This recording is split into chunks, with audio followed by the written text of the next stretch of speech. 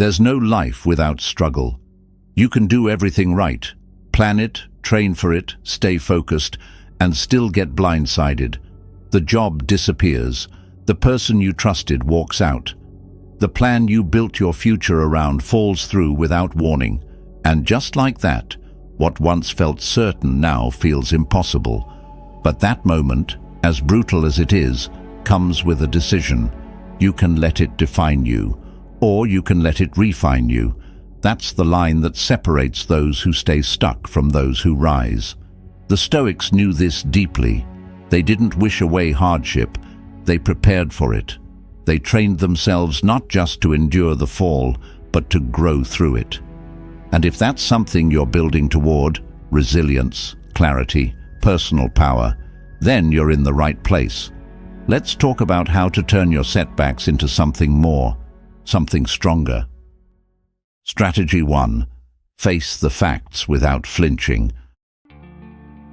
When everything starts crumbling, most people don't reach for courage. They reach for comfort.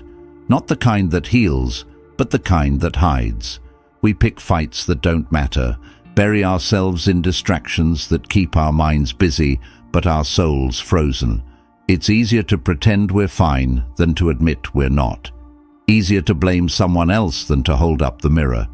But here's the hard truth. Avoidance doesn't save you, it traps you.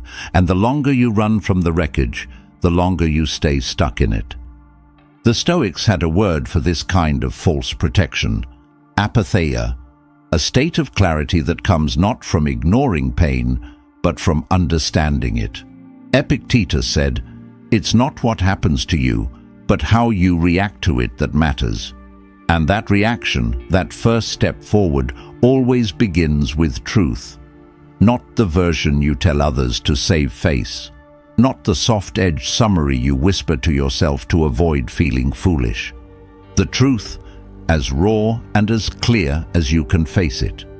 So stop hiding behind the noise, sit down, get quiet. Not everything needs to be healed today, but it does need to be seen. What actually happened, not how it felt, but what occurred. Did you silence your intuition when it warned you? Did you tolerate what you should have walked away from? Did you keep hoping something would fix itself when you knew it wouldn't? The answers might sting, but that sting, that's your starting line. Carl Jung once said, "Until you make the unconscious conscious, it will direct your life and you will call it fate." Think about that.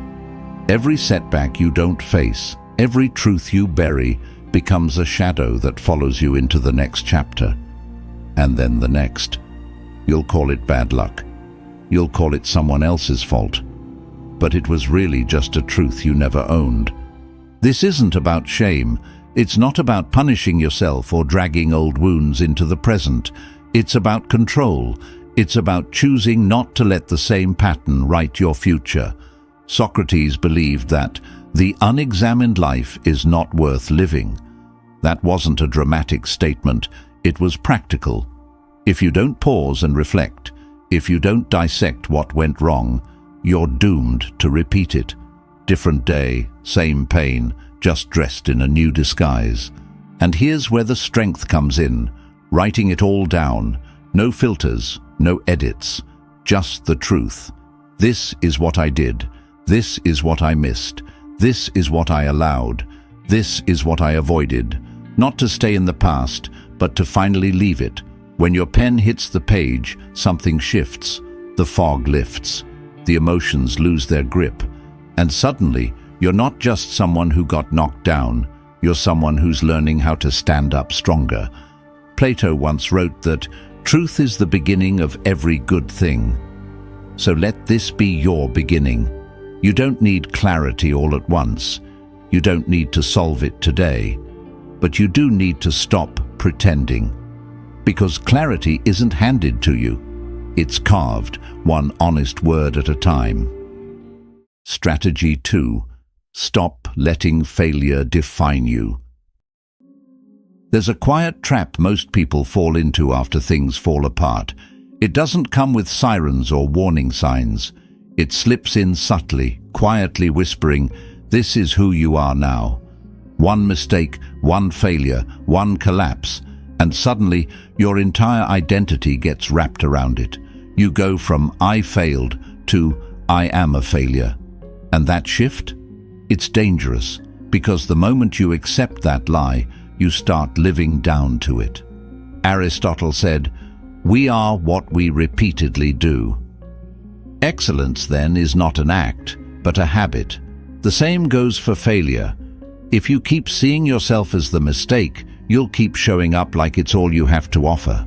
That missed opportunity, that breakup, that rejection, it becomes the lens through which you view everything else. And the more you wear it, the heavier it becomes. But here's what the Stoics understood. Who you are is not what happened to you. It's what you choose to do with it. Marcus Aurelius reminded himself daily, "You have power over your mind, not outside events. Realize this, and you will find strength." You can't always control the setback, but you do control the meaning you assign to it, and that meaning determines everything. Think about it. You didn't lose your worth because someone walked away. You didn't become broken because something didn't go your way. You hit a wall, but that doesn't mean you stop walking. That's just life doing what it does, testing what you're made of. The moment you realize that your value doesn't live in results, it lives in your response. That job you lost, it taught you something. That mistake, it exposed a weakness and gave you a map to growth. But none of it, not one piece of it, gets to define you unless you hand over the pen. So stop giving your identity away to events. Stop calling yourself names based on a chapter you haven't even finished reading. Start asking better questions. Start with this. What would I do today if I didn't believe this setback defined me? Would you take the risk again? Would you speak up? Would you walk into that room differently? Socrates said, "The way to gain a good reputation is to endeavor to be what you desire to appear."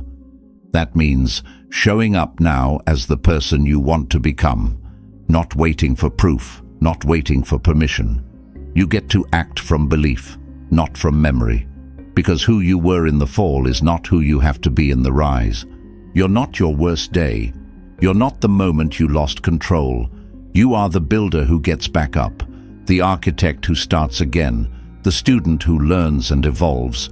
And no one, not your past, not their opinion, not your fear, gets to decide otherwise.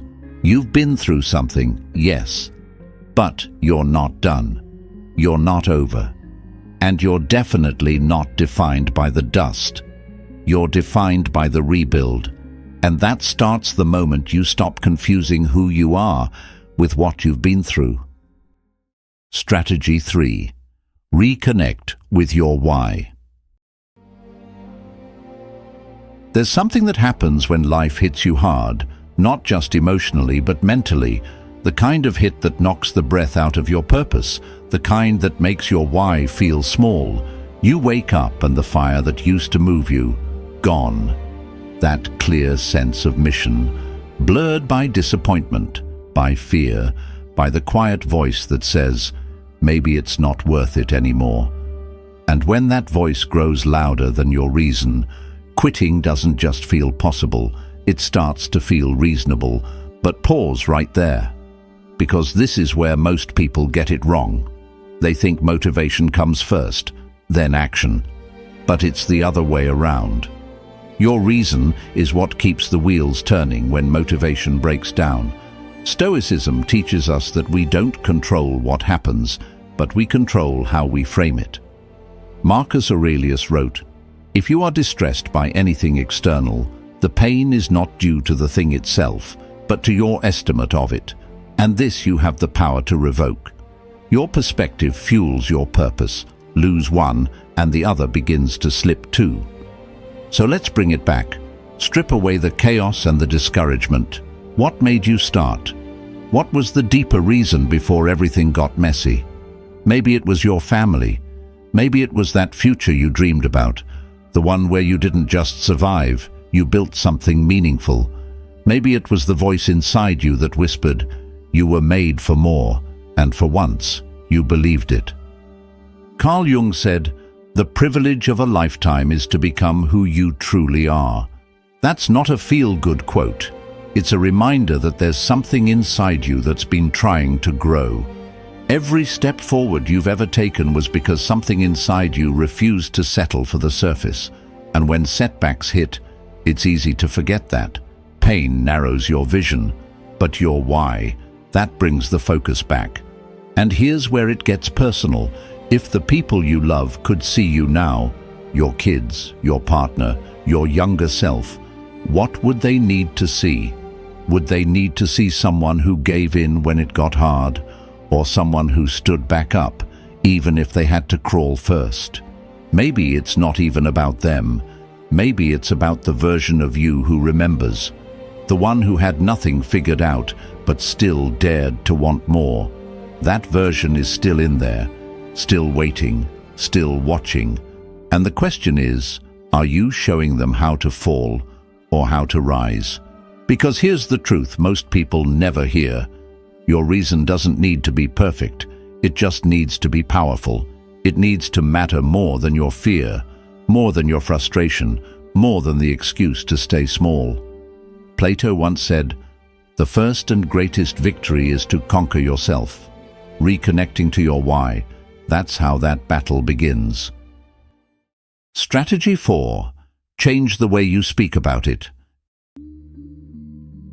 It's strange how the smallest words carry the heaviest weight. Sometimes it's not what happened that holds us back. It's the way we describe it, the way we repeat it to ourselves, the story we tell in the quiet moments when no one's listening but us. That story either becomes a cage or a key. It either keeps us circling the same pain or opens the door to something new. Aristotle once said, "Speech is the representation of the experiences of the mind." That wasn't just about language, it was about creation. Your words don't just describe your world, they shape it. If you call yourself broken, your behavior starts matching that identity. If you say you're stuck, your energy sinks, your decisions shrink, and suddenly you are stuck. Not because of the problem, but because of the phrase you gave it. The Stoics understood this with brutal clarity. Epictetus taught that we suffer more in imagination than in reality. What he meant was simple. The language we use creates emotional loops. If your vocabulary is full of defeat, your mindset becomes one of retreat. But if your language is framed around rebuilding, progress, clarity, even in the middle of chaos, you give yourself a path forward. Not because things are easier, but because you're thinking like someone who still believes there's something worth fighting for. Seneca once wrote, "Most powerful is he who has himself in his own power." Think about that. Every time you speak about your life, whether to others or to yourself, you're feeding something. You're either feeding fear or feeding strength. And it's subtle. It hides in phrases like, "Nothing ever works out for me," or "This always happens." Say those enough, and your mind builds a home there. Say them long enough, and you forget you ever had the right to speak differently. But the shift? It starts small. It starts with replacing "I'm lost" with "I'm searching," replacing "I failed" with "I learned." Not to lie to yourself, but to lead yourself. Socrates once said, "The greatest way to live with honor in this world is to be what we pretend to be." In other words, speak like the person you want to become. Use words that stretch you forward, not ones that drag you back. This doesn't mean you ignore what happened. It means you narrate it from a place of power. You don't say, "I lost everything." You say, "I'm starting again, this time with more wisdom." You don't say, "I'm broken." You say, "I'm healing." And in doing so, you remind your nervous system that movement is still possible, that your identity is still evolving, that your story isn't over. Because here's the truth. Language is strategy. It's one of the most overlooked tools of recovery. Plato said, The beginning is the most important part of the work, and often that beginning doesn't start with a decision or a plan. It starts with a sentence, one better sentence, spoken daily, until your mindset catches up, until your habits follow, until your life begins to shift. Strategy 5. Win small, win daily. It's funny how, when life knocks us flat, our minds go straight to the big fix. We think we need to make some grand move, take the leap, reinvent everything overnight. But that's not how real change works. Not when you're in the pit. Not when everything inside you is just trying to remember how to breathe again. When you're low, it's not the big leap that saves you. It's the small step. The ordinary, unglamorous, steady step forward. The Stoics had no patience for drama. Marcus Aurelius wrote, "The impediment to action advances action. What stands in the way becomes the way." He wasn't talking about climbing mountains in a day. He was talking about movement in the face of resistance. He was talking about putting one foot in front of the other, especially when you don't feel ready. That's the secret. Action doesn't wait for motivation. It creates it. We tend to overlook the power of tiny wins. You clean one drawer, suddenly your space feels lighter. You send one message you've been avoiding, and your mind clears. You take a 10-minute walk, and somehow your energy shifts. It's not magic, it's momentum. And momentum doesn't come from breakthroughs, it comes from repetition, basics, daily, deliberate effort. Nietzsche once said, "He who has a why to live can bear almost any how." Let that sink in. You don't become strong by talking about change. You become strong by stacking small acts of integrity, by doing the thing, especially when no one's watching, especially when it doesn't look impressive, because consistency is louder than any comeback speech. Plato believed that the beginning is the most important part of the work, and yet it's the part most people skip. They wait until they feel ready. Wait for clarity, wait for a sign, wait until the fog clears. But readiness doesn't show up on its own. It's built, one action at a time, one checked box, one completed task. That's how your brain begins to trust you again. That's how your nervous system shifts from shutdown to motion. So ask yourself, what's one small win I can earn today? Not 10, not a life overhaul, just one. Can you drink a glass of water first thing in the morning? Can you reply to the message you've been dodging? Can you put your phone down and breathe for 5 minutes? If the answer is yes, do it. If the answer is no, choose something even smaller, because it's not about the size of the action, it's about the signal it sends. I'm still in this. Aristotle taught that we become just by performing just actions, temperate by performing temperate actions, brave by performing brave actions. In other words, identity is earned, not wished for. You don't wait until you feel like the person you want to become. You act like them now in small ways. You don't rebuild by shouting into the void. You rebuild by doing the dishes, showing up to the workout, finishing the thing you promised yourself you'd finish. Let go of the idea that it has to be dramatic to count. The real comeback doesn't start when the spotlight hits. It starts in the quiet, uncelebrated moments where you choose to move. Not perfectly, just honestly. Because movement is what unlocks belief, and belief is what rewrites everything. Strategy 6. Guard your energy like a fortress. There's something people don't talk about enough when they talk about healing, how exhausting it is, not just the pain itself, but the noise that follows it.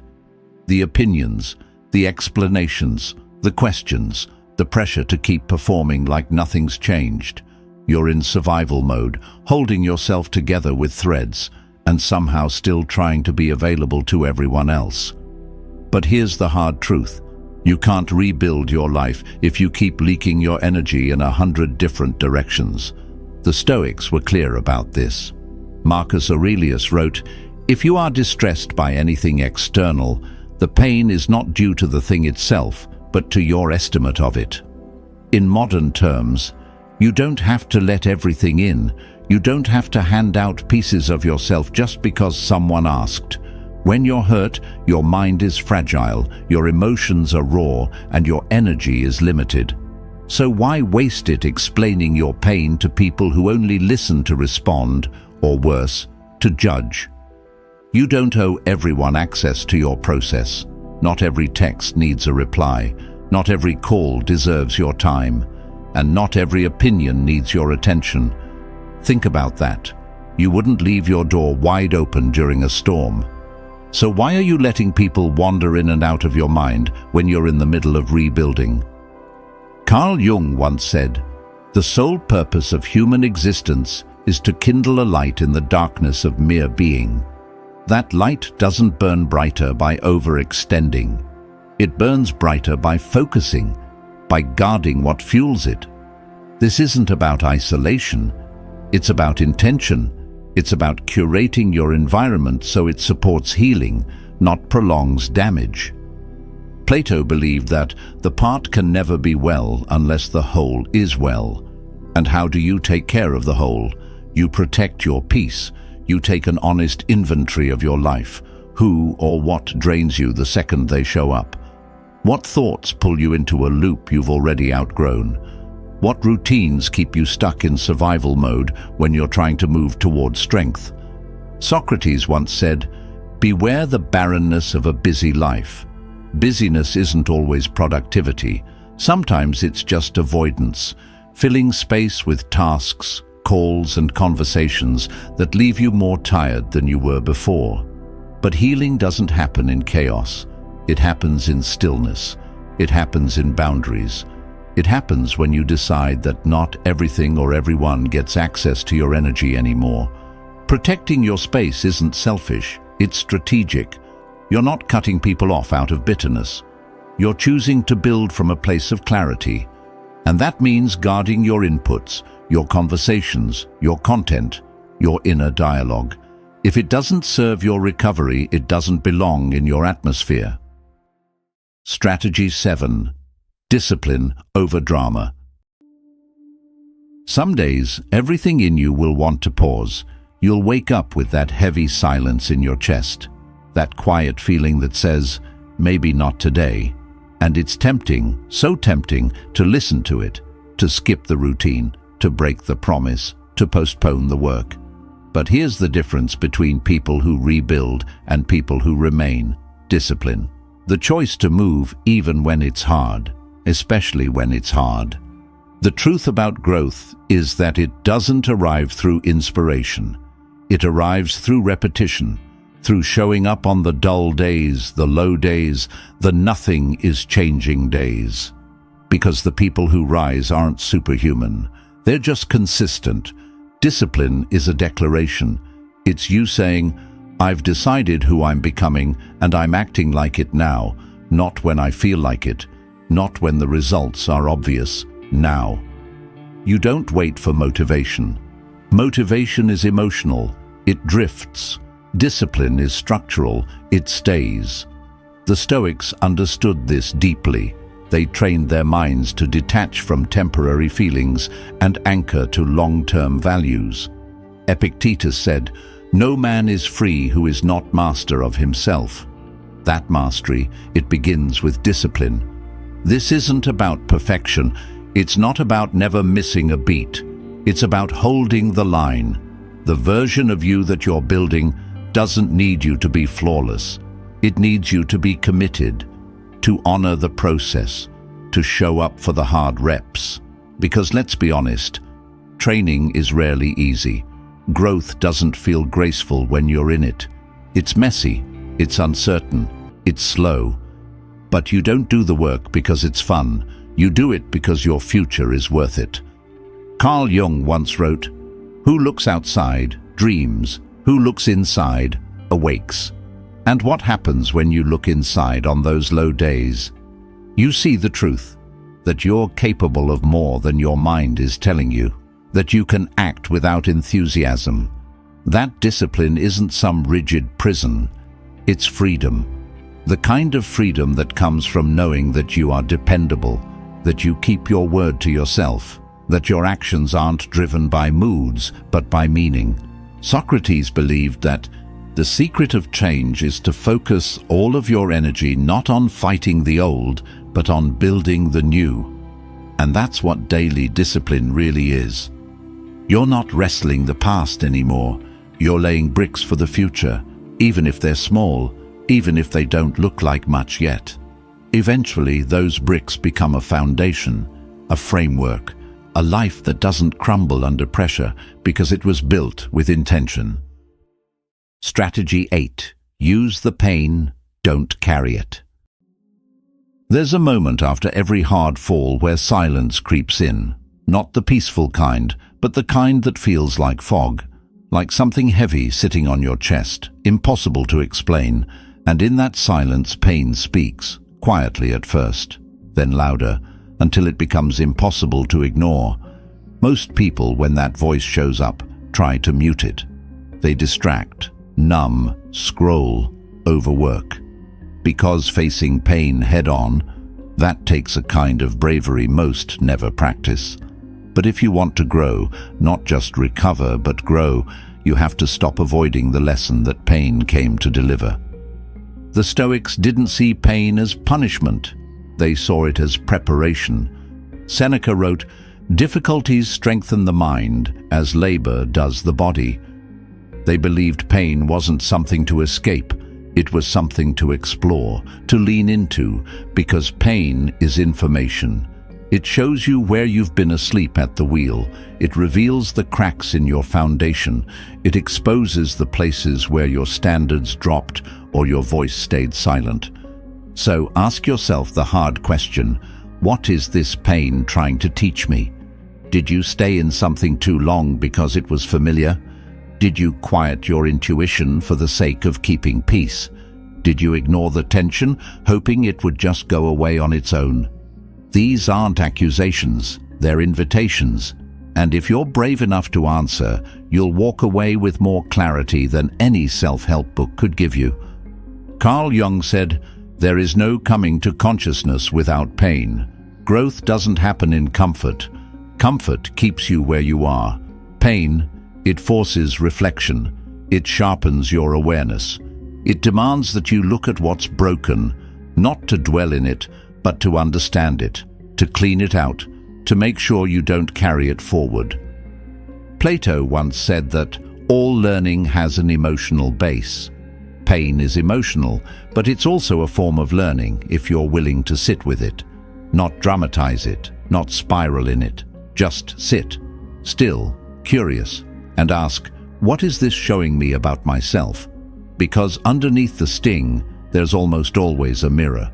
One that reflects not who you were pretending to be, but who you really are, and who you could become. This isn't about loving the pain, it's about learning from it, using it, letting it carve out space for something better. Because at the end of the day, it's not the fall that changes you. It's the decision to face it with your eyes open and rise anyway. Strategy 9. Choose who you're becoming. There's a strange pressure that creeps in after a setback, the pressure to get back to normal, to return to the person you were before it all went sideways. But let's pause on that for a second. Why would you want to go back to being the version of you that couldn't survive the storm? That version didn't make it through. You did. Bent maybe, bruised for sure, but still standing, still learning, still here. And that matters, because everything you've seen, every scar you carry, it taught you something about who you are, about what you can take, about what you'll never accept again. The Stoics believed that adversity wasn't just a nuisance, it was the furnace that shapes character. Marcus Aurelius wrote, "What stands in the way becomes the way." So don't waste the fire, don't rush to erase the signs of it. Use it to forge someone wiser, someone clearer, someone newer. The key is not to bounce back, but to evolve forward. Let go of who you were trying to be before the storm hit. Let go of the habits that led you to burnout, the relationships that blurred your boundaries, the thinking that made you shrink. Start asking instead, what kind of person do I want to be now that I've seen what I've seen? Aristotle believed that knowing yourself is the beginning of all wisdom. And after everything you've faced, you know more about yourself than ever. What you tolerate, what you need, where your real strength lives. That knowledge isn't just insight, it's leverage. Use it to set new standards for how you show up, for what you accept, for what you expect from the people around you and from yourself. That old version of you had excuses, had patterns that kept repeating, had fears dressed up as logic. But you, now, you've outgrown all that. You walk different, you think deeper, you speak with more intention. And if you haven't started doing those things yet, now's the time. Plato once said, "The measure of a man is what he does with power, and the greatest power you have is the ability to decide who you become after everything you've lost. So define it. Don't let the past decide for you. Don't live like the wound is still open. Say it out loud if you have to. The new version of me walks like this, talks like this, moves like this." Then act accordingly, with your habits, with your choices, with your energy. Let the old identity fade, not out of shame, but because you've outlived it. Socrates taught that the soul should always be improving itself, not just reacting to the world, but reshaping from the inside out. That's your job now, to lead yourself, not back to safety, but forward into strength, not to what was, but into what's next. Because you didn't just survive the storm, you became someone new inside it, and that version, that's the one worth building on. Strategy 10. Finish the story your way. Sometimes life hits you with a moment so sharp, so final feeling that it tricks you into thinking the story's over. A rejection, a failure, a betrayal. It happens, and suddenly everything feels smaller. Your future shrinks, your confidence fades, and your identity, it starts to tie itself to that one moment, like nothing else ever existed before it. But here's the truth. It wasn't the ending. It was just a pause, a comma, not a period. In Stoic thought, there's no such thing as a meaningless event. Marcus Aurelius wrote, "Look well into thyself. There is a source of strength which will always spring up if thou wilt always look." In other words, no matter how far you feel you've fallen, there's something inside you, something deeper than circumstance, that's still untouched, still capable, still willing. The setback didn't take your power, it just convinced you to stop using it. But your life, it's not done, not even close. You still have the pen in your hand, and what you write next, that's what defines you. Not the stumble, not the silence, the next word, the next decision, the next step forward. That's what separates people who stay stuck in the fall from people who rise into something better. Carl Jung once said, "I am not what happened to me, I am what I choose to become." That quote isn't meant to decorate your wall, it's meant to wake you up. You get to choose. You always did. The pain may not be your fault, but the recovery, that's yours to lead. You're not at the mercy of the past. You're the author of what happens next. Aristotle believed that hope is a waking dream, and hope, real hope, is not some wishful fantasy. It's a commitment to keep going. It's the decision to hold the pen steady, even when your hands are shaking. It's saying, yes, that happened, but here's what happens next. And then living that rewrite one day at a time. Socrates reminded us that to move the world, we must first move ourselves. So maybe that's where you start, not with a loud comeback, not with a public declaration, but with one quiet promise to yourself: I'm not letting that moment be the ending. You decide to keep writing, boldly, quietly, on purpose. You stop handing over authorship to pain. You stop letting failure narrate your future, and you start creating a new story. Not perfect, but powerful. A story with scars, yes, but also with strength. A story with lessons, with comebacks, with resilience that wasn't born in comfort, but forged in struggle. You were never meant to stay in the place that broke you. The fall wasn't your finish line. It was your turning point. What you do from here matters far more than what happened back there. So walk forward, not as who you were, but as who you're becoming. A little wiser, a little stronger, a lot more intentional. Thank you for being a part of Stoic Journal. This story's just getting started, and we'll be right here when you're ready for the next chapter.